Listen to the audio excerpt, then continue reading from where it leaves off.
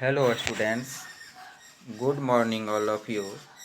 Today I Ravindra Mohan Misra from Sri Jagdamba Sanskrit College Batho am taking the class of Shastri first. We have seen many summary of the poem. Today we see the summary of poem Home Thoughts from Abroad. It is very important for our coming examination. That is why we have selected today the summary of the poem Home Thought from Abroad. The beautiful poem Home Thoughts from Abroad is composed by Robert Browning. After Robert Browning was a great Victorian poet. After numerous failures, Robert Browning finally became successful and came to be known as one of the foremost Victorian poets due to his mastery of the dramatic monologue. His most notable works include Men and Women, The Ring and the Book, and dramatic romances and lyrics, among many others. This poem was composed in 1845 by Robert Browning. At the time of its writing, the poet was in northern part of Italy. It was first published in dramatic romances and lyrics. In this poem, the speaker speaks of his home country, England, fondly and says how lovely it would be to live there. He begins by saying that it was April now in England. It was the time when trees bear leaves and chaffinch, the second commonest breeding bird in Europe, sings. We get to know things immediately from the first two lines of the poem. One, that it is April in England at the time the speaker speaks, and two, that the speaker himself is not in England. It can be deduced from the use of the word there, implying the speaker was somewhere else at the time of writing. He goes on to describe England in April from the view of a person who is living there. He uses imagery to describe the way the branches and trunk of the tree bear leaves. We can see the great tree now, brown one day, dotted with green the other. The speaker says the people in England are unaware of this.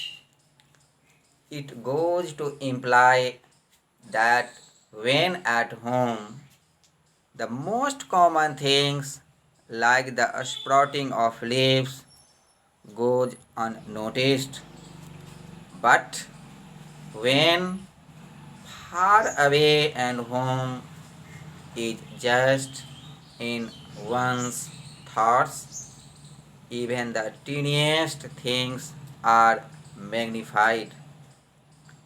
Then the speaker thinks of the chaffinch, a small bird, very beautiful bird, singing on the branch of an orchard. There is a dash before the now, emphasizing that this was all happening in England now. But he is so far away from all this, the memories consume him. Again, the speaker then skips to the next month, May, and when May comes, one can see the white throats, a common warbler in Europe. White throat is again a common word found in Europe. It builds its nest usually during the month of May. It is to this process of building the speaker refers to. He says one can also see the blue-jammed pear tree, and he goes on to describe the tree in some length.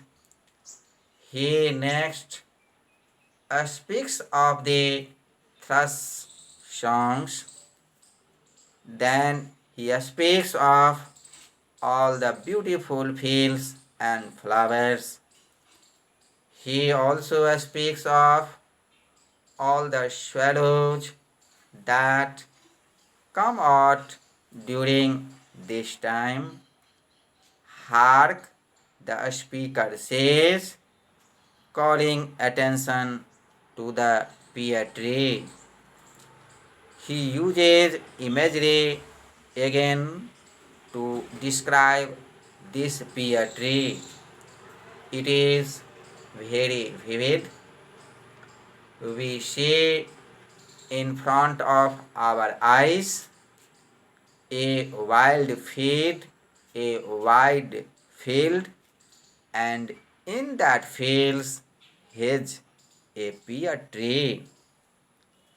It has just blossomed and it leans towards the fields and making the pears and dewdrops fall down there.